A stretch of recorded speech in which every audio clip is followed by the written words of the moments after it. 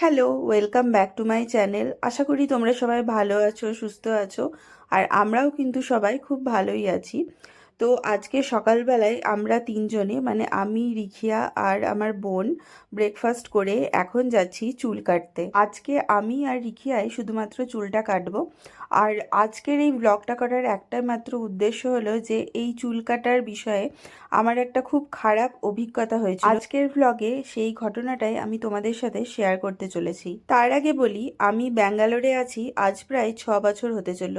কিন্তু তোমরা শুনলে খুব অবাক হবে যে আমি কিন্তু ওখানে একটি মাত্র বাড়ি চুলটা কেটেছি। আর আমার এই যেখানে সেখানে চুল কাটার একটা মাত্র ভয়ই হলো যে আমার সাথে কিন্তু এই চুল কাটতে গিয়ে একবার খুবই খারাপ একটা অভিজ্ঞতা হয়েছিল। আমি তখন কলেজে সবেমাত্র ফার্স্ট ইয়ারে। আর সদ্যই আমরা কিন্তু পরিবারের সাথে কলকাতা শিফট করেছি। তাই কলকাতার কোথায় ভালো পার্লারে চুল কাটে সেই সব সম্বন্ধে আমার অতটাও আইডিয়া ছিল না। তো যাই হোক, আমি কিন্তু যে পার্লারটায় গেছিলাম ওটা বেশ লোকজনের কাছে নাম শুনেই গেছিলাম। আর সেই পার্লারের দিদি এত বাজে করে আমার চুলটা কেটে দিয়েছিল। চুলটা কাটার পরে আমি বুঝতে পারি, কিন্তু পার্লারে কোনো কথা না বলেই চলে আসি। আর বাড়ি এসে তো রীতিমতো হাউ হাউ করে মায়ের কাছে কাঁদি। চুলটা এতটাই বিচ্ছিরি করে কেটেছিল যে চুলটাকে আমার প্রপার শেপে আনতে প্রায় একটা বছর সময় লেগে যায়। আর তারপর থেকেই বলতে পারো এই ভীতিটা কিন্তু আমার মনের মধ্যে থেকেই গেছে। সেই ঘটনার পর থেকে আমি কিন্তু যে কোনো পার্লার বা স্যালন বলো এবং সেই জায়গার কিন্তু যে কোনো একজন পার্টিকুলার ব্যক্তির কাছে আমি চুলটা কাটি, যে খুব ভালো কাটে।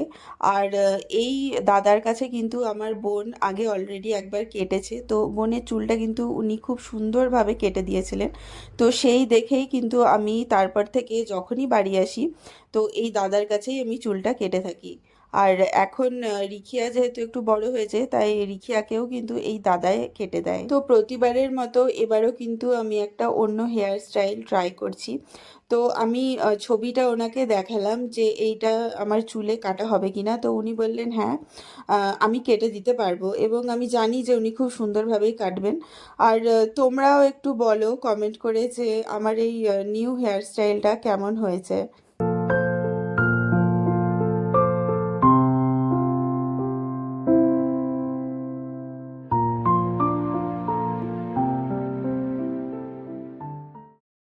বাড়ি ফিরতে ফিরতে আমাদের মোটামুটি 12টা থেকে 12:30 হয়েই গেল। আর বাড়ি ফিরেই সব আগে রিখিয়াকে আমি স্নানটা করিয়ে দিই, আর তারপরে আমি ফিশ ফ্রাইয়ের জন্য প্রিপারেশন করতে থাকি। তো আমি এখানে কিন্তু বাসা ফিশের ফিলে দিয়েই আজকে ফিশ ফ্রাইটা বানাবো। আর বানাবো বলতে সন্ধেবেলায় আমি ফিশ ফ্রাইটা ভাজবো, তবে তার আগে এটা ম্যারিনেট করে রেখে দিচ্ছি।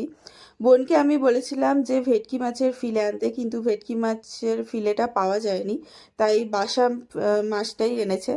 আর এখানে রসুন, ধনেপাতা, কাঁচা লঙ্কা দিয়ে আমি প্রথমে মিক্সিতে গ্রাইন্ড করে নিলাম। আর তারপর মাছগুলো অ্যাকচুয়ালি গোটাই ছিল, তো সেই জন্য আমাকেই কাটতে হলো 4 ভাগে।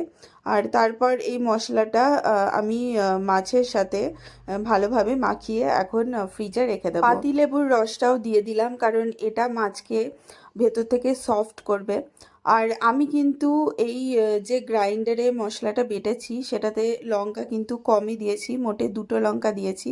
তোমরা কিন্তু নিজেরা যেরকম ঝাল খাও সেই অনুযায়ী লঙ্কাটা দেবে, কারণ রিখিয়া যেহেতু ফিশ ফ্রাইটা খাবে আর ও ঝাল খেতে পারে না, সেই জন্য আমি মোটে 2টো মাত্রই লঙ্কা দিয়েছি। আসলে এখানে কিন্তু ভিডিওটা করতে আমার একটু অসুবিধাই হচ্ছিল। আমি এক হাতে মোবাইলটা ধরেছি আর এক হাতে ম্যারিনেটটা করছিলাম। আর আমার যে ট্রাইপডটা রয়েছে তো সেটা কিন্তু মানে অনেকটাই বড়, মানে কোথাও দূরে কোথাও ক্যারি করা মুশকিল আছে।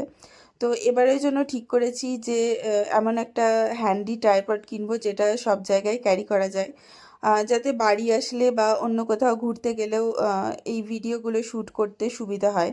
তো যতটা সম্ভব আমি তোমাদেরকে দেখাচ্ছি। আর এরপর কিন্তু আমি এই ম্যারিনেশনের মধ্যে সামান্য সর্ষের তেলও দিয়ে দেব। সর্ষের তেলটা দিলে একটা বেশ ঝাঁঝ ঝাঁঝ গন্ধ থাকে এবং খাওয়ার সময় কিন্তু বেশ ভালোই লাগে। আমি আর মাছটাকে নিয়ে বেশি নাড়াচাড়া করবো না, তাতে হয়তো টেস্টের এদিক ওদিক হয়ে যেতে পারে। আর আমার যা যা মশলা দেওয়ার ছিল আমি কিন্তু সবই দিয়ে দিয়েছি। এবার ভালো করে ম্যারিনেট করে ফ্রিজে রাখবো। ফ্রিজে কিন্তু ম্যারিনেট করার পর ফ্রিজে তুমি যতক্ষণ রাখতে পারবে তাতে কিন্তু টেস্ট আরও ভালো হয়, মানে মশলাগুলো কিন্তু আরও ভালোভাবে ভেতরে ঢোকে। সন্ধেবেলা গরম গরম তেলে ব্রেড ক্রাম্বটা ভালো করে মাছের গায়ে মাখিয়ে আমি ভেজে নেব, আর তাহলেই কিন্তু আজকের ফিশ ফ্রাই আমাদের রেডি। আর এই গরম গরম ফিশ ফ্রাই কিন্তু কাসুন্দি দিয়ে খেতে হেব্বি লাগে, আর তোমরা কিন্তু অবশ্যই এটা একবার ট্রাই করো বাড়িতে। তো এরই সাথে আজকের ব্লগটাও আমি এখানেই শেষ করছি। ব্লগটা কেমন লাগলো অবশ্যই কিন্তু কমেন্ট করে জানিও। যদি ভালো লেগে থাকে লাইক আর সাবস্ক্রাইব করতে অবশ্যই ভুলো না। আজকে এই পর্যন্তই। তোমাদের সাথে খুব শিগগিরই দেখা হচ্ছে অন্য আর একদিন নতুন আর একটি ব্লগে।